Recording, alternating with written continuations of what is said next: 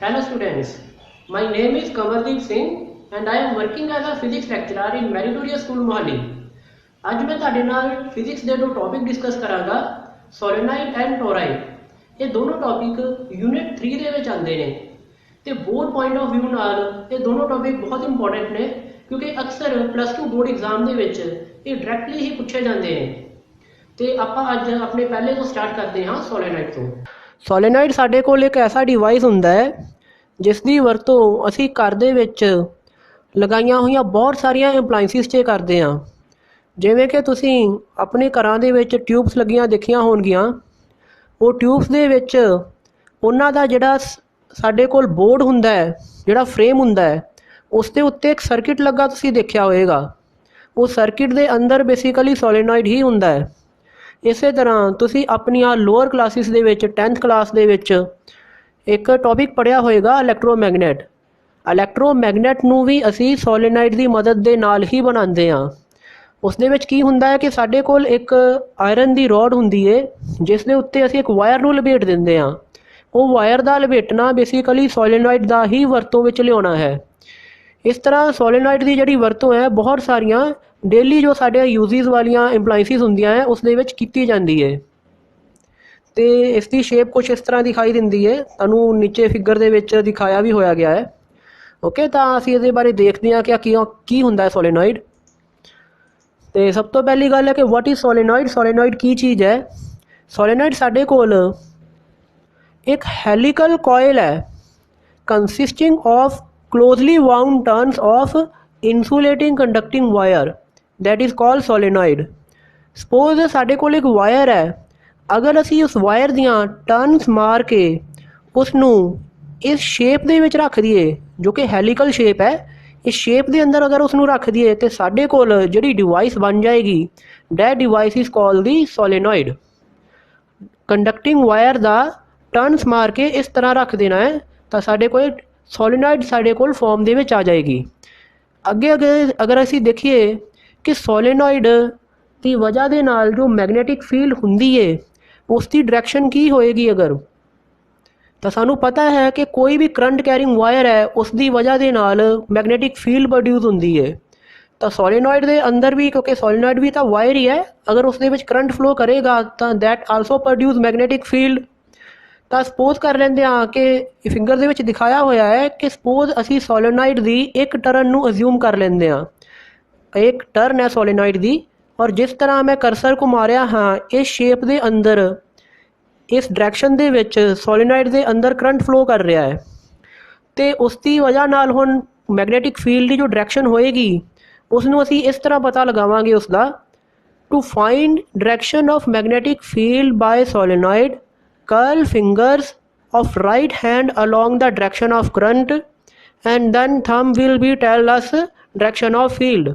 ਸਾਨੂੰ ਕਰਨਾ ਕੀ ਹੋਏਗਾ, ਮੈਗਨੈਟਿਕ ਫੀਲਡ ਦੀ ਡਾਇਰੈਕਸ਼ਨ ਦਾ ਪਤਾ ਲਗਾਉਣ ਲਈ ਅਸੀਂ ਆਪਦੀ ਰਾਈਟ ਹੈਂਡ ਦਾ ਯੂਜ਼ ਕਰਾਂਗੇ। ਅਸੀਂ ਆਪਣੀਆਂ ਜਿਹੜੀਆਂ ਰਾਈਟ ਹੈਂਡ ਦੀਆਂ ਫਿੰਗਰਸ ਹੈ ਉਸ ਨੂੰ ਕਰੰਟ ਦੀ ਦਿਸ਼ਾ ਦੇ ਅਲੋਂਗ ਘੁਮਾਵਾਂਗੇ। ਜਿਵੇਂ ਅਸੀਂ ਘੁਮਾਵਾਂਗੇ ਤਾਂ ਸਾਡਾ ਜਿਹੜਾ ਥੰਬ ਹੈ ਉਹ ਜਿਹਦੀ ਡਾਇਰੈਕਸ਼ਨ ਸ਼ੋ ਕਰੇਗਾ that will be the direction of the magnetic field. ਤੁਸੀਂ ਆਪਦੇ ਰਾਈਟ ਹੈਂਡ ਨੂੰ ਅਗਰ ਸਪੋਜ਼ ਇਸ ਕਰੰਟ ਇਸ ਦੇ ਅੰਦਰ ਇਸ ਤਰ੍ਹਾਂ ਫਲੋ ਕਰ ਰਿਹਾ ਕਲੌਕਵਾਈਜ਼, ਤਾਂ ਆਪਣੇ ਰਾਈਟ ਹੈਂਡ ਦੀਆਂ ਫਿੰਗਰਸ ਨੂੰ ਘੁਮਾ ਕੇ ਦੇਖ ਸਕਦੇ ਹੋ ਕਿ ਜੋ ਥੰਬ ਦੀ ਡਾਇਰੈਕਸ਼ਨ ਹੈ ਉਹ ਡਾਊਨਵਰਡ ਆਏਗੀ। ਤਾਂ ਮਤਲਬ ਇਹ ਹੋ ਗਿਆ ਕਿ ਜੋ ਮੈਗਨੈਟਿਕ ਫੀਲਡ ਦੀ ਡਾਇਰੈਕਸ਼ਨ ਹੈ ਇਸ ਕੋਇਲ ਦੀ ਵਜ੍ਹਾ ਨਾਲ ਜਿਸ 'ਤੇ ਕਰੰਟ ਫਲੋ ਕਰ ਰਿਹਾ that will be the downward. ਇਸ ਦੇ ਅੰਦਰ ਉਸ ਦੀ ਡਾਇਰੈਕਸ਼ਨ ਡਾਊਨਵਰਡ ਹੋਏਗੀ। ਅੱਗੇ ਅਸੀਂ ਮੈਗਨੈਟਿਕ ਫੀਲਡ ਲਾਈਨਸ ਇਨ ਦਾ ਇੰਟੀਰੀਅਰ, ਜੋ ਸੋਲੇਨਾइड ਹੈ ਉਸ ਦੇ ਅੰਦਰ ਐਂਡ ਉਸ ਦੇ ਬਾਹਰ ਜੋ ਮੈਗਨੈਟਿਕ ਫੀਲਡ ਲਾਈਨਸ ਨੇ ਉਹਨਾਂ ਦੇ ਬਾਰੇ ਅਸੀਂ ਡਿਸਕਸ਼ਨ ਕਰਾਂਗੇ। ਸਪੋਜ਼ ਕਰ ਲਓ ਜਿਵੇਂ ਫਿਗਰ ਦੇ ਵਿੱਚ ਦਿਖਾ ਰੱਖਿਆ ਹੈ, ਤੁਹਾਡੇ ਕੋਲ ਇੱਕ ਸੋਲੇਨਾइड ਹੈ, ਇਸ ਤਰ੍ਹਾਂ ਉਸ ਦੀ ਸ਼ੇਪ ਬਣਾ ਰੱਖੀ ਹੈ, ਤੁਹਾਨੂੰ ਉੱਪਰੋਂ ਤੁਸੀਂ ਉਸ ਨੂੰ ਦੇਖ ਰਹੇ ਹੋ ਇਸ ਤਰ੍ਹਾਂ ਹੈਲੀਕਲ ਸ਼ੇਪ ਦੇ ਅੰਦਰ ਤੁਹਾਨੂੰ ਦਿਖਾਇਆ ਗਿਆ ਫਿਗਰ ਦੇ ਅੰਦਰ। ਹੁਣ ਸਪੋਜ਼ ਕਿ ਜਿਸ ਤਰ੍ਹਾਂ ਮੈਂ ਕਰਸਰ ਘੁਮਾ ਰਿਹਾ ਹਾਂ ਉਸ ਡਾਇਰੈਕਸ਼ਨ ਦੇ ਵਿੱਚ ਇਸ ਸੋਲੇਨਾइड ਦੇ ਅੰਦਰ ਕਰੰਟ ਫਲੋ ਹੋ ਰਿਹਾ ਹੈ, ਤਾਂ ਅਸੀਂ ਦੇਖ ਸਕਦੇ ਹਾਂ ਕਿ ਜਦੋਂ ਇਸ ਪੁਆਇੰਟ 'ਤੇ ਪਹੁੰਚੇਗਾ ਕਰੰਟ ਤਾਂ ਉਸ ਦੀ ਦਿਸ਼ਾ ਇਸ ਤਰ੍ਹਾਂ ਹੋਏਗੀ ਜਿਵੇਂ ਉਹ ਬਾਹਰ ਦੀ ਤਰਫ ਆ ਰਿਹਾ ਹੋਵੇ, ਔਰ ਜਦੋਂ ਉਹ ਇਸ ਪੁਆਇੰਟ 'ਤੇ ਪਹੁੰਚੇਗਾ ਤਾਂ ਉਸ ਦੀ ਦਿਸ਼ਾ ਇਸ ਤਰ੍ਹਾਂ ਲੱਗੇਗੀ ਜਿਵੇਂ ਉਹ ਅੰਦਰ ਦੀ ਤਰਫ ਜਾ ਰਿਹਾ ਹੋਵੇ। ਤਾਂ ਉਸ ਚੀਜ਼ ਨੂੰ ਦਿਖਾਉਣ ਵਾਸਤੇ ਅਗਰ ਉਹ ਅੰਦਰ ਦੀ ਤਰਫ ਜਾ ਰਿਹਾ ਹੈ ਅਸੀਂ ਕ੍ਰੋਸ ਦਾ ਸਾਈਨ ਬਣਾ ਦਾਂਗੇ, ਔਰ ਅਗਰ ਉਹ ਬਾਹਰ ਦੀ ਤਰਫ ਆ ਰਿਹਾ ਹੈ ਤਾਂ ਡਾਟ ਦਾ ਸਾਈਨ ਬਣਾ ਦੇਵਾਂਗੇ। ਹੁਣ ਮੈਗਨੈਟਿਕ ਫੀਲਡ ਦੀ ਡਾਇਰੈਕਸ਼ਨ ਅਸੀਂ ਜਾਣਦੇ ਹਾਂ ਕਿ ਕਿਵੇਂ ਪਤਾ ਲੱਗਣੀ ਹੈ। ਅਸੀਂ ਕਰਨਾ ਕੀ ਹੈ ਕਿ ਆਪਣੀਆਂ ਫਿੰਗਰਸ ਰਾਈਟ ਹੈਂਡ ਦੀਆਂ ਨੂੰ ਇਸ ਜਿਸ ਡਾਇਰੈਕਸ਼ਨ 'ਚ ਕਰੰਟ ਫਲੋ ਕਰ ਰਿਹਾ ਹੈ ਉਸ ਡਾਇਰੈਕਸ਼ਨ ਦੇ ਅਲੋਂਗ ਘੁਮਾਉਣਾ ਹੈ। ਤਾਂ ਜਿਵੇਂ ਹੀ ਘੁਮਾਇਆ ਜਾਵੇਗਾ ਤਾਂ ਥੰਬ ਦੀ ਡਾਇਰੈਕਸ਼ਨ ਅਪਵਰਡ ਆ ਜਾਏਗੀ। ਤਾਂ ਇਸ ਤੋਂ ਅਸੀਂ ਪਤਾ ਲਗਾ ਸਕਦੇ ਹਾਂ ਕਿ ਜਿਹੜੀ ਮੈਗਨੈਟਿਕ ਫੀਲਡ ਲਾਈਨਸ ਨੇ ਉਹ ਸੋਲੀਨਾਈਡ ਦੇ ਅੰਦਰ ਅਪਵਰਡ ਡਾਇਰੈਕਸ਼ਨ ਦੇ ਵਿੱਚ ਹੋਣਗੀਆਂ। ਹੁਣ ਅਗਰ ਬਾਹਰ ਦੀ ਗੱਲ ਕਰੀਏ ਤਾਂ ਬਾਹਰ ਵੀ ਅਸੀਂ ਮੈਗਨੈਟਿਕ ਫੀਲਡ ਦੀ ਡਾਇਰੈਕਸ਼ਨ ਦਾ ਪਤਾ ਲਗਾ ਸਕਦੇ ਹਾਂ। ਤੁਸੀਂ thumb right hand thumb rule ਵੀ ਪੜ੍ਹਿਆ ਹੋਏਗਾ, ਉਸ ਦੇ ਨਾਲ ਵੀ ਅਸੀਂ ਮੈਗਨੈਟਿਕ ਫੀਲਡ ਦੀ ਡਾਇਰੈਕਸ਼ਨ ਅੰਦਰ ਅਤੇ ਬਾਹਰ ਪਤਾ ਲਗਾ ਸਕਦੇ ਹਾਂ।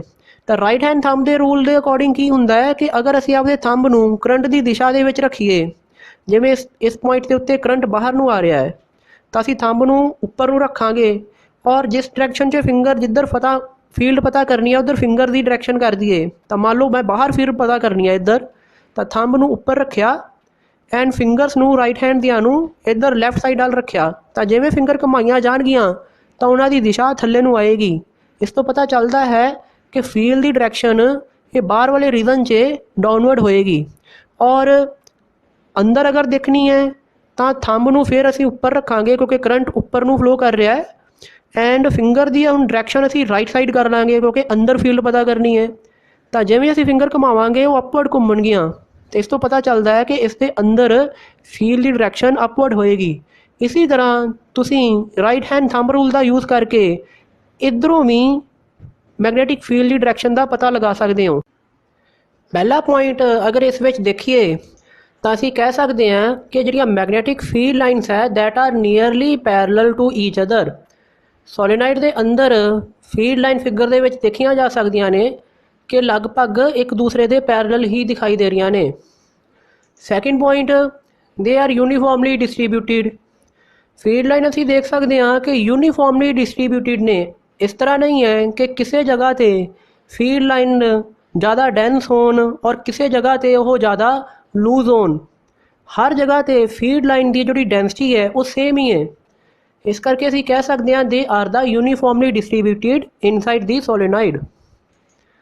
Third point, they are closely together. Field line ਇੱਕ ਦੂਸਰੇ ਦੇ ਅਸੀਂ ਦੇਖ ਸਕਦੇ ਹਾਂ ਕਾਫੀ ਕਲੋਜ਼ ਨੇ, ਬਹੁਤ ਡੈਂਸ ਨੇ, ਇੱਕ ਦੂਸਰੇ ਦੇ ਕਾਫੀ ਕਲੋਜ਼ ਨੇ ਫੀਲਡ ਲਾਈਨਸ।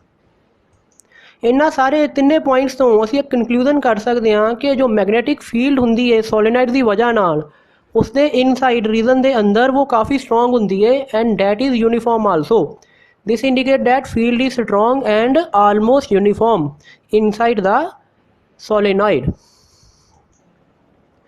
ਅੱਗੇ ਅਸੀਂ ਦੇਖਾਂਗੇ ਕਿ magnetic field of tightly wound solenoid, ਕਿ ਸਾਡੇ ਕੋਲ ਇੱਕ ਟਾਈਟਲੀ ਵਾਊਂਡ ਅਗਰ ਸੋਲੀਨਾਈਡ ਹੋਵੇ ਤਾਂ ਉਸ ਦੇ ਅੰਦਰ ਜਿਹੜੀ ਮੈਗਨੈਟਿਕ ਫੀਲਡ ਹੁੰਦੀ ਹੈ ਉਹ ਕਿਸ ਤਰ੍ਹਾਂ ਉਹ ਦਿਖਾਈ ਦਿੰਦੀ ਹੈ। ਸਪੋਜ਼ ਇਸ ਤਰ੍ਹਾਂ ਅਸੀਂ ਇੱਕ ਟਾਈਟਲੀ ਵਾਊਂਡ ਸੋਲੀਨਾਈਡ ਕੰਸੀਡਰ ਕਰ ਲੈਂਦੇ ਹਾਂ। ਟਾਈਟਲੀ ਵਾਊਂਡ ਤੋਂ ਮਤਲਬ ਹੈ ਕਿ ਇਸ ਦੀਆਂ ਜਿਹੜੀਆਂ ਟਰਨਸ ਨੇ ਉਹ ਇੱਕ ਦੂਸਰੇ ਦੇ ਬਹੁਤ ਜ਼ਿਆਦਾ ਕਲੋਜ਼ਲੀ ਬਣਾ ਰੱਖੀਆਂ ਨੇ, ਜਿਵੇਂ ਫਿਗਰ ਦੇ ਵਿੱਚ ਦਿਖਾਇਆ ਗਿਆ ਹੋਇਆ ਹੈ।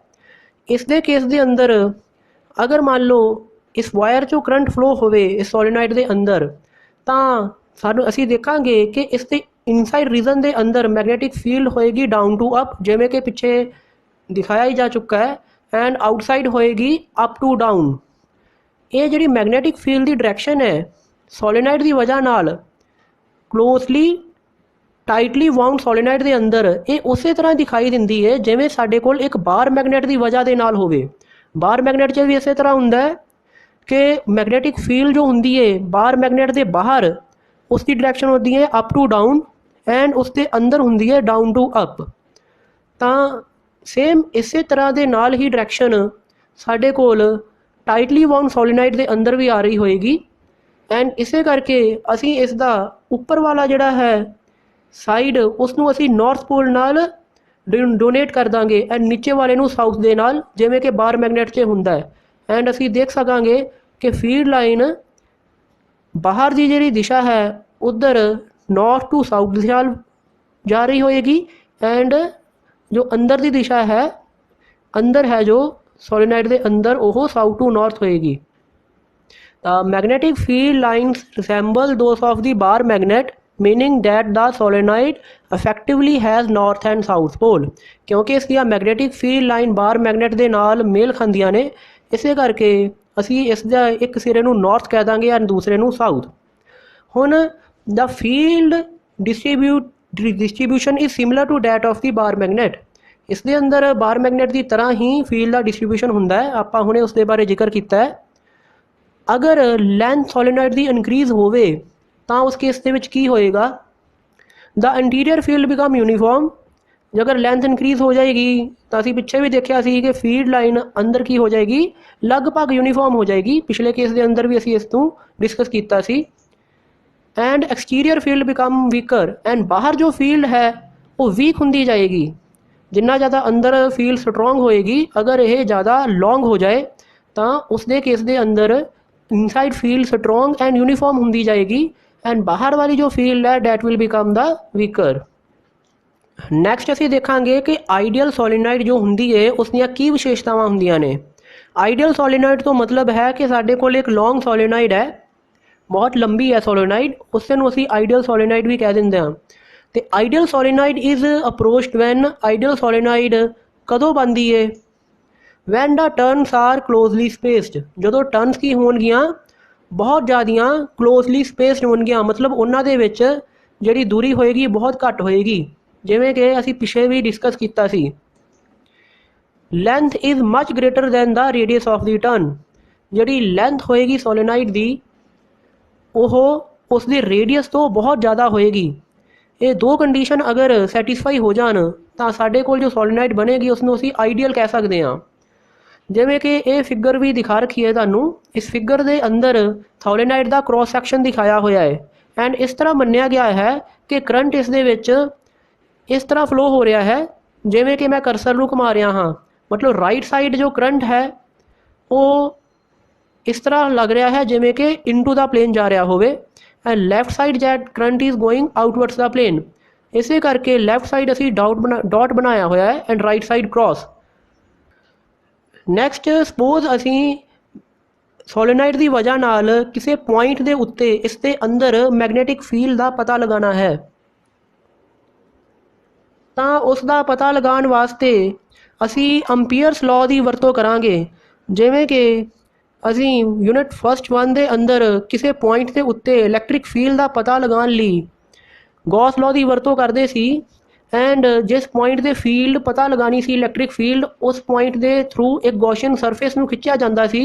सेम वे उस तरह असी किसी पॉइंट के उत्ते मैगनेटिक फील्ड का पता लगाने लई अंपीयर्स लॉ की वरतों करांगे अते उस पॉइंट थानी एक लूप खिंचांगे जिसनूं अंपीरियन लूप कहा जाता है। तो उस जिहड़ी लूप की जिहड़ा साइज एंड शेप होएगी, ओरिएंटेशन जो भी होएगा, वो डिपेंडिंग अपॉन द कंडीशन होएगा कि असी किस पॉइंट के उत्ते फील्ड पता करनी है।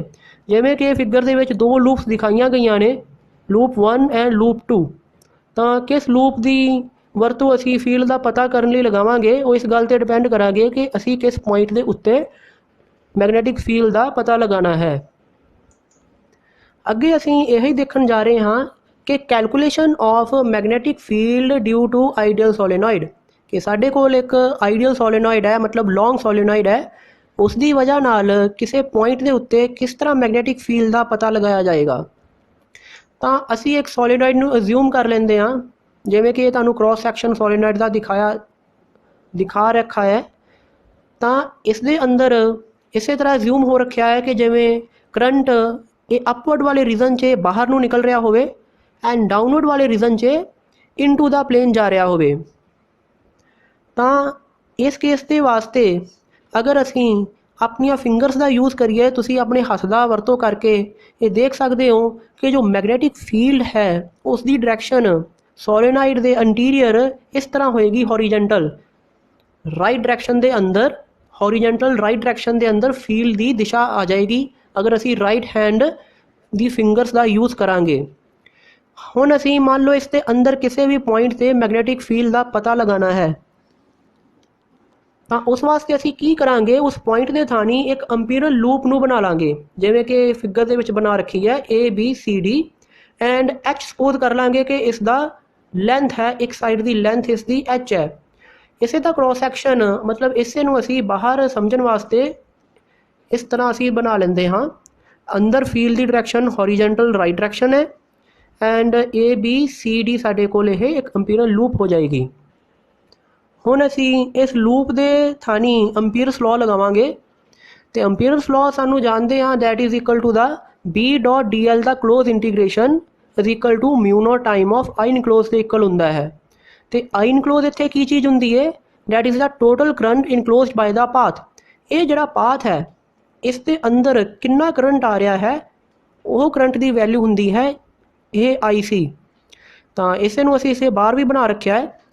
तो पहला असीं राइट हैंड साइड नूं अगर सॉल्व करिए कि राइट हैंड साइड साडे कोल की आएगी तो असीं लिख सकते हैं कि आई सी जो करंट होएगा जो भी अंपीरियल लूप के अंदर आ रहा है that V is equal to the N H into I, where N is the number of turns per unit length.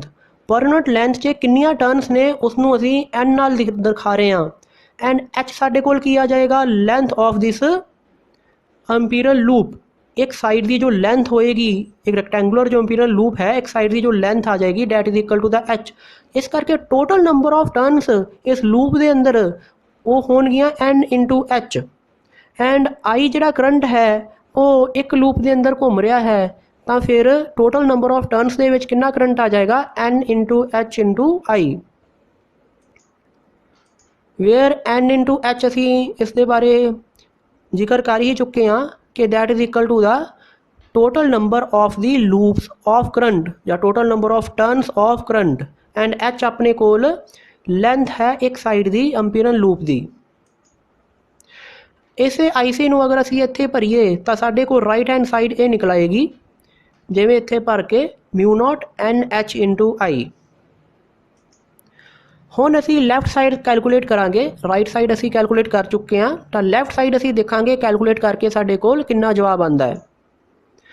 तो लैफ्ट साइड वास्ते left side is B dot D L दा लाइन इंटीग्रेशन।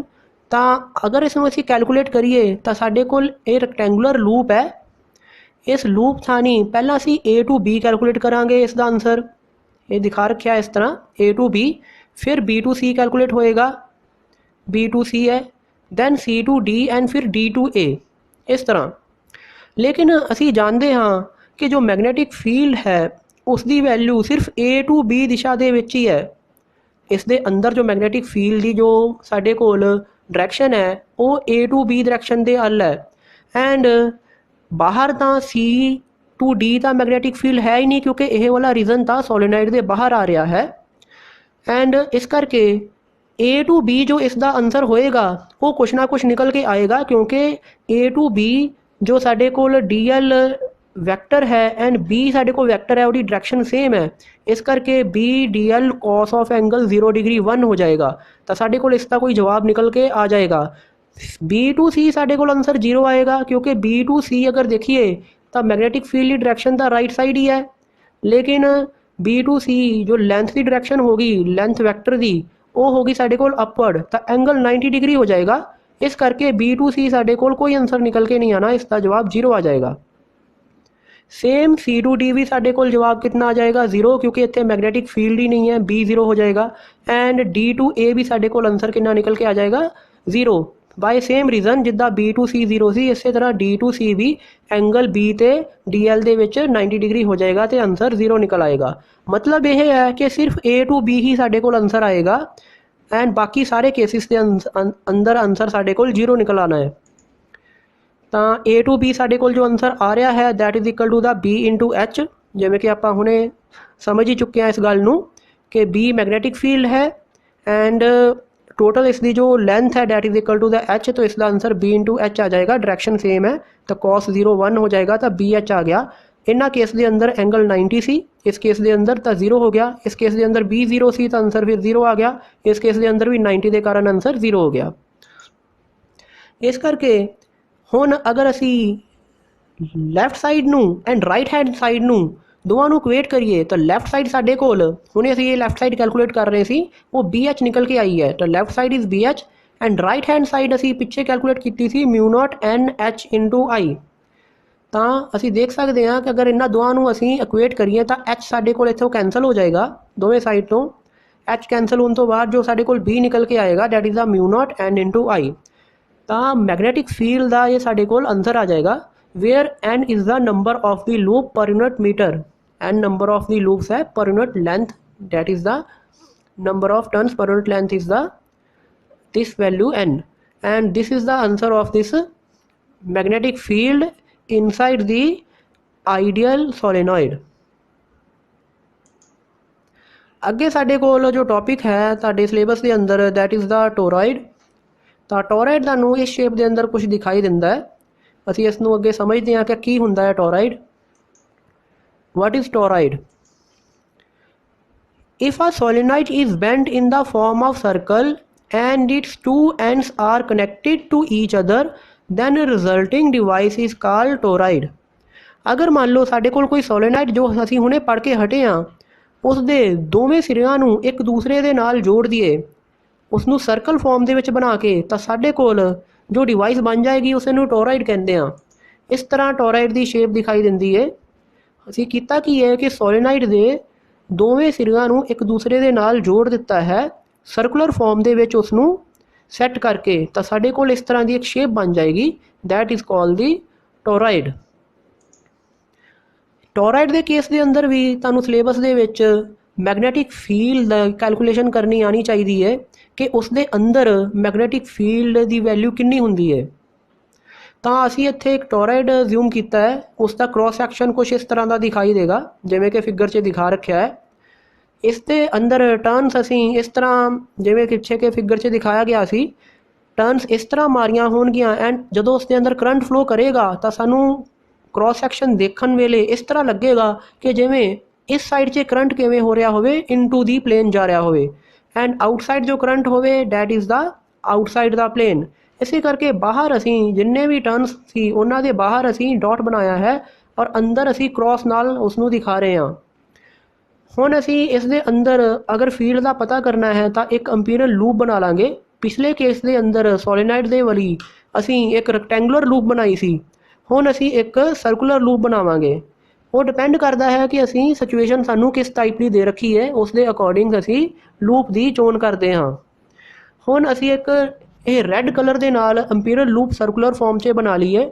ਜੋ green colour ਹੈ ਇਹ ਸਾਨੂੰ magnetic field ਦੀ ਦਿਸ਼ਾ ਦਾ ਬਾਰੇ ਦੱਸ ਰਿਹਾ ਹੈ। ਇਹ green colour is the direction of the magnetic field lines inside the core of this toroid. अगर असी इंपीरेंस लॉ लगाइए तो that is equal to the B dot D L integration is equal to mu nought time of I enclose. तो साढ़े कोल किसी भी point के उत्ते जो बी एंड डी एल छोटा जिहा अगर असी वैक्टर लईए तो उसकी डायरैक्शन सेम हो जाएगी। तो साढ़े कोल जो आंसर निकल के आएगा बी डी एल कॉस 0 1 हो जाता है तो बी डी एल आंसर आ जाएगा। एंड सपोज एन साढ़े कोल टोटल नंबर ऑफ टर्न्स ने जो कि इस टोराइड के उत्ते वाउंड कर रखियां सी। तो आ जिहड़ी अंपीरियल लूप असी बना रखी है इस दे अंदर टोटल नंबर ऑफ टर्न्स कितनी आ जाएंगियां असी जानते हाँ डैट आर एन, क्योंकि टोटल नंबर ऑफ टर्न्स अगर एन है तो लूप के अंदर एन टर्न्स होणगियां जिन्हां दे अंदर करंट फ्लो हो रहा है। अगर आई एक टर्न च हो रहा है तो टोटल कितना करंट हो जाएगा एन इंटू आई। ये सेम उस तरह है जिवें असी पिछे सोलेनाइड के केस दे विच इस नूं हल कीता सी। अगे असी बी साढ़े कोल इंटीग्रेशन साइन तो बाहर आ जाएगा और डी एल छोटा जिहा जो एलीमेंट है उसकी इंटीग्रेशन 2 पाई आर हो जाएगी। ये असी इस रीजन वास्ते पता कर रहे हाँ जिहड़ा ए तो बी दे विच है, उस रीजन वास्ते असी मैगनैटिक फील्ड का कैलकुलेशन कर रहे हैं टोराइड वास्ते। तो इत्थों सॉल्व करके बी की वैल्यू इन्नी निकल आएगी, इसनूं 2 पाई आर नीचे डिवाइड कर देंगे तो this is the value of the magnetic field. N साढ़े कोल क्या है टोटल नंबर ऑफ टर्न्स ने, इत्थे आपां पहलां भी इस बारे डिस्कस कर चुके हैं। अगे स्टूडेंट आपां एक क्वेश्चन देखांगे। क्वेश्चन च आपां नूं इस तरह गिवन है कि toroid of radius 1 centimetre having total number of turns 500 it carries a current of 5 ampere what is the magnitude of magnetic field inside toroid. सानूं एक टोराइड दे रखा है जिसके नंबर ऑफ टर्न्स 500 ने, 1 सेंटीमीटर उसका रेडियस है, 5 एम्पीयर उस चो करंट फ्लो कर रहा है। आपां उसके अंदर किसी पॉइंट से मैगनैटिक फील्ड दसना है। तो इसका सिंपल है कि आप इसनूं किस तरह कढ लांगे। सानूं गिवन है कि टोटल नंबर ऑफ टर्न्स 500 ने, करंट की वैल्यू सानू 5 एम्पीयर दे रखी है, रेडियस 1 सेंटीमीटर, मीटर च कन्वर्ट कर देंगे तो इन्ना आ जाएगा 0.01। हुण असी टॉरेट का जो फॉर्मूला हुणे पढ़िया है उसमें असी अप्लाई कर देंगे। तो फॉर्मूला है कि B is equal to mu not NI divide by 2πr। इस फॉर्मूले के अंदर बस असी करना की है कि वैल्यूज़ भर देनिया ने। जो इस फॉर्मूले के अंदर कॉन्सटेंट्सियाँ एंड जो गिवन सानू क्वेश्चन के अंदर है वो वैल्यूज़ नूं भर देंगे तो साडे कोल जो निकल के आ जाएगा that is equal to the 4π into 10⁻⁻7 ये म्यू नॉट की वैल्यू है इंटू 500 टन सी, 5 एम्पीयर करंट है, 2π साडे कोल फॉर्मूले के अंदर ही आंदा है number, radius 0.01। After solving this we will get B is equal to 5 into 10⁻⁻2। तो मैगनेटिक फील्ड आ जाएगी साडे कोल टॉरेट के अंदर। सिंपल फॉर्मूला बेस्ड क्वेश्चन है, इस टाइप का क्वेश्चन एग्जाम से पूछा भी जा सकता है। So this is the all about this topic toroid. Okay, तो यही साडे सिलेबस दे विच सी, ये दोनों जो तुहानूं पढ़ाया गया है that is the very important. And thanks for all this.